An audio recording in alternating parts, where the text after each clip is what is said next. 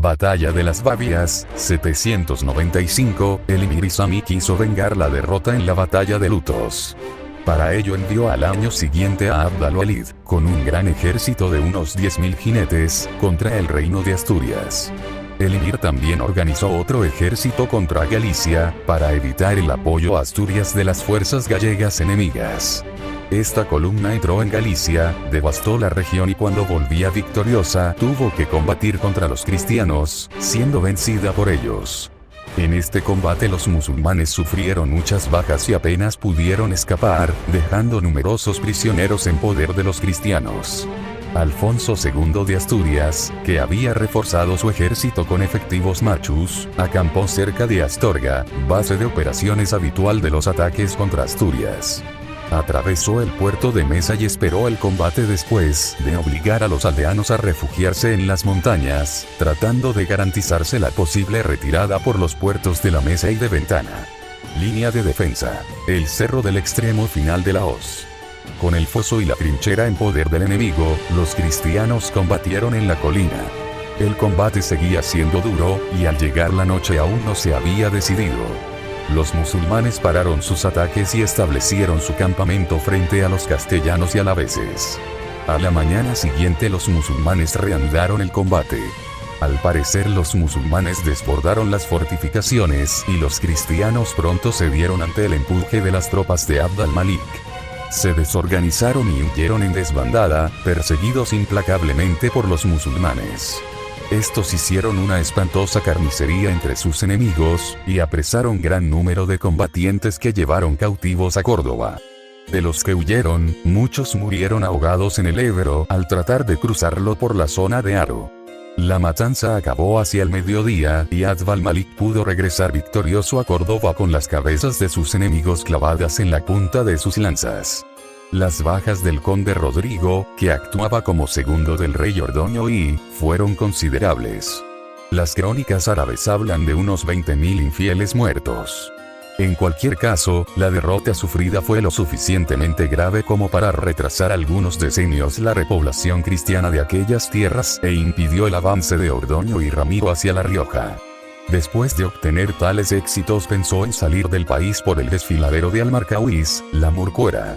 Se había apartado de Almayada, Salinas de Araña, para acampar, cuando Rodrigo, avanzando a la cabeza de sus tropas y de las levas que había reunido, instaló su campo cerca del foso vecino del Marcahuís, foso cuyos accesos, desde hacía años, se había cuidado de hacer más difíciles mediante trabajos ejecutados por medio de corbeas. Separado de la montaña y provisto de un talud elevado, era infranqueable.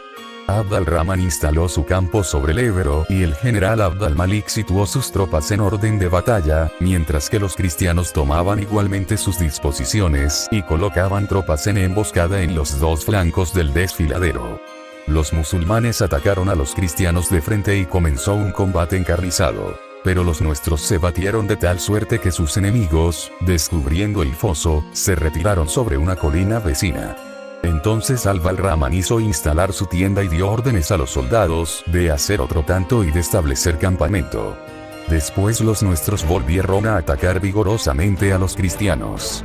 Alá les golpeó en el rostro y nos entregó sus espaldas de modo que se hizo de ellos una horrible matanza y que gran cantidad de prisioneros quedaron en nuestras manos.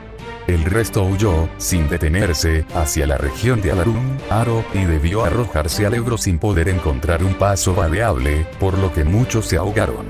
La matanza duró desde la aurora del jueves 12 Rachab 9 de agosto 865 hasta mediodía, y nuestras tropas, gracias a la ayuda divina, salieron sanas y salvas del combate.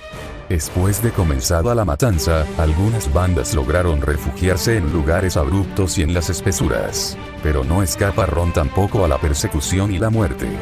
El foso fue destruido y llenado, de suerte que los musulmanes pudieron atravesarlo sin peligro y cómodamente. Alá concedió a los musulmanes un insigne favor al permitirles obtener esta brillante e importante victoria. Alabado sea el Señor de los mundos.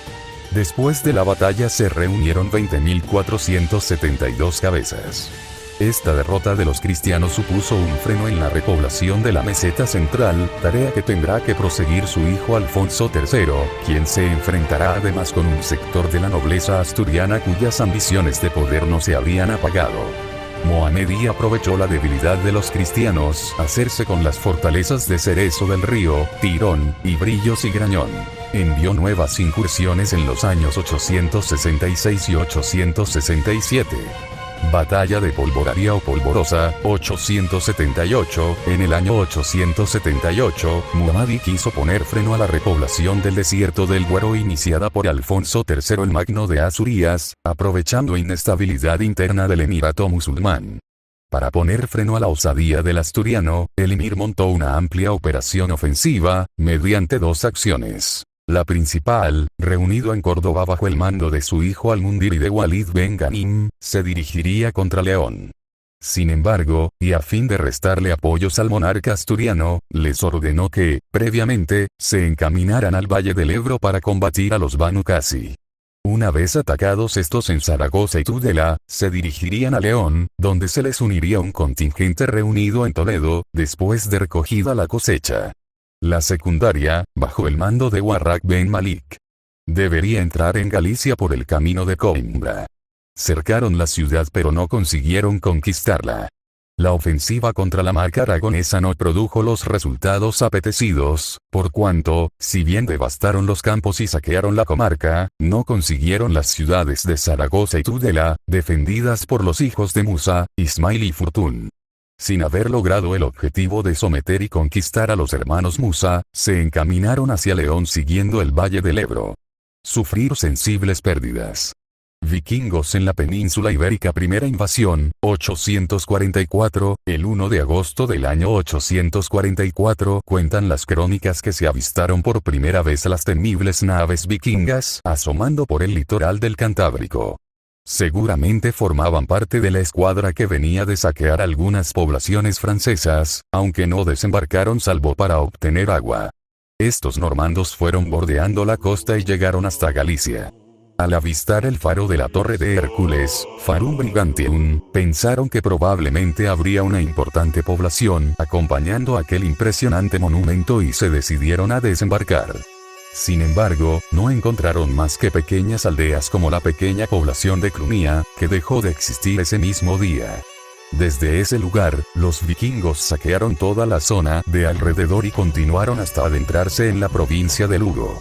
Desgraciadamente para ellos, se toparon con un ejército formado por las huestes de Ramiro I de Asturias y de algunos señores locales que se atrevieron a plantarles cara, pues ya estaban avisados de esa presencia y llevaban tiempo observando los movimientos de los escandinavos. Empujaron a los vikingos hasta la ribera del Miño y les obligaron a librar combate en un lugar llamado actualmente Campo Ramiro. La Crónica General de España de Rodrigo de Toledo y Lucas de Tuy afirma: y así ocurrió allí que el rey don Ramiro los venció y desbarató, y luego mandó poner fuego a la flota y les quemó LXX naves. Los nórdicos abandonaron Galicia, pero sus fuerzas, aunque mermadas, seguían siendo una gran fuerza. Les quedaban entre 80 y 100 embarcaciones y una fuerza de unos 1800 guerreros. Llegaron el 17 de septiembre al puerto de Lisboa, ciudad que atacaron, sin éxito, durante varios días. Mientras tanto estuvieron arrasando los alrededores de la ciudad, intentando hallar el modo de entrar y saquearla. Pero las murallas eran fuertes y los vikingos carecían de máquinas de asalto. En el año 230, los Mathus, nombre con el que los árabes le designaron, que habitaban en las tierras más lejanas de Al-Ándalus, invadieron las tierras de los musulmanes, presentándose ya en el mes de Dueliga del año 229, 20 de agosto, 17 de septiembre del 844, ante Usbuna, Lisboa, quedándose allí durante 13 días. Santiago de Compostela, cuyo renombre ya se había extendido por la Europa cristiana. Utilizaron la ría de Arosa para penetrar con sus rapidísimas bracas, saquearon Iria Flavia, Padrón, y llegaron a Santiago, pero se encontraron con una fuerte defensa por parte de sus habitantes durante 2 semanas. Finalmente, ante el empuje invasor, se decidió el pago del danegeld para evitar el saqueo. A pesar de todo, los vikingos no se dieron por satisfechos e intentaron el asalto a la ciudad. La providencia quiso, sin embargo, que apareciera el conde don Pedro de Pravia al mando del ejército que el rey Ordoño I, hijo de Ramiro I, había logrado reunir para repeler la invasión. Tras un duro combate los vikingos fueron derrotados y obligados a embarcar. En aquel tiempo los normandos vinieron de nuevo a las costas de Galicia, donde fueron derrotados por el conde Pedro. La expedición continuó a pesar de la derrota, bordearon la península hacia el sur, saquearon la ciudad de Algeciras. Los invasores penetraron en la ciudad con la intención de capturar botín, obligando a los habitantes a escapar a las colinas próximas a la ciudad. Entre los estragos que los asaltantes cometieron destaca el incendio de la mezquita llamada Aladra. Ante la visión del edificio principal de la ciudad ardiendo, los algecireños montaron en ira y expulsaron a los normandos de la villa. En la refriega capturaron 2 de los dracars, con cuyas maderas construyeron las puertas y las vigas de una nueva mezquita. Continuaron por el río Guadalquivir, como en la primera expedición, para alcanzar de nuevo Sevilla, pero esta vez la ciudad ya estaba prevenida y los emisarios habían puesto en alerta al ejército. Se dispuso una flota para repeler el ataque. Finalmente, ambas escuadras se encontraron en algún punto del río Guadalquivir y se produjo una batalla naval que terminó con la pérdida de algunas naves vikingas y su retirada hacia la desembocadura. Se adentraron entonces en el Mediterráneo y lograron saquear algunas ciudades del norte de África, donde parece que hicieron prisioneros que en meses posteriores llevarían, junto con el resto de productos exóticos, hasta Irlanda, donde comerciaron con ellos, llamándolos hombres azules. Posiblemente sea la primera mención de esclavos negros o tuareg en esta lejana zona de Europa. Continuaron su ruta y sus ataques a lo largo de la costa, así saquearon la ciudad de Orihuela, y todo su territorio de alrededor. Menorca, Mallorca, Ibiza y Formentera fueron también víctimas de sus saqueos. Se dirigieron a Cataluña, donde saquearon un par de monasterios cercanos al río Ter, y llegaron hasta la zona del Rosellón, ya en territorio franco, se harían fuertes en una isla en medio del río Ródano, en una zona llamada La Camarga, y decidieron allí pasar el invierno y